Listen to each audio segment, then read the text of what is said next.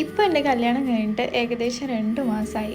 എപ്പോഴും ഞാൻ ചിന്തിച്ചുകൊണ്ടിരിക്കുന്ന കാര്യം എൻ്റെ പാസ്റ്റിനെ കുറിച്ചാണ്. സാധാരണ ഞാൻ ഡ്യൂട്ടി കഴിഞ്ഞാൽ ഡ്രസ്സ് പോലും മാറാണ്ട് അവിടെ ഇവിടെയൊക്കെ കുറച്ച് നേരം തിരിഞ്ഞിരുന്ന് പിന്നെ അടുക്കളയിൽ എന്തെങ്കിലുമൊക്കെ ഉണ്ടെങ്കിൽ എടുത്ത് കഴിച്ച് അതൊക്കെ ഒരു കാലം. ഇനിയിപ്പോൾ പറഞ്ഞിട്ട് കാര്യമില്ല. ഇനി നമ്മുടെ കഥയിലേക്ക് വരാം. അപ്പോൾ നമുക്ക് ഔട്ട്ഫിറ്റ് ഒന്ന് ചേഞ്ച് ആക്കാം. എങ്ങനെയുണ്ട്? പിന്നെ ഇതാണ് ബീക്കു. ഞാൻ പോയി കഴിഞ്ഞാൽ ഇവൻ ഒറ്റയ്ക്കായിരിക്കും. പിന്നെ കുറച്ച് ഡിപ്രഷൻ മോഡായിരിക്കും അവന്. അപ്പോൾ ഇവനൊന്ന് ആശ്വസിപ്പിച്ച് ഒരു കുത്തു പാട്ടൊക്കെ ഇട്ട് നമ്മൾ കലാപരിപാടി സ്റ്റാർട്ട് ചെയ്യാൻ പോവാണ്.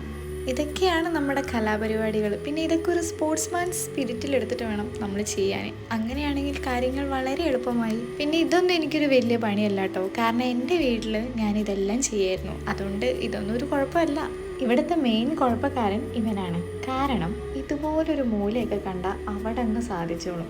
പിന്നെ ഇവനെ ഞാൻ കൊണ്ടുവന്നതുകൊണ്ടും എൻ്റെ കടമയായതുകൊണ്ടും പറഞ്ഞിട്ട് കാര്യമില്ല. അപ്പം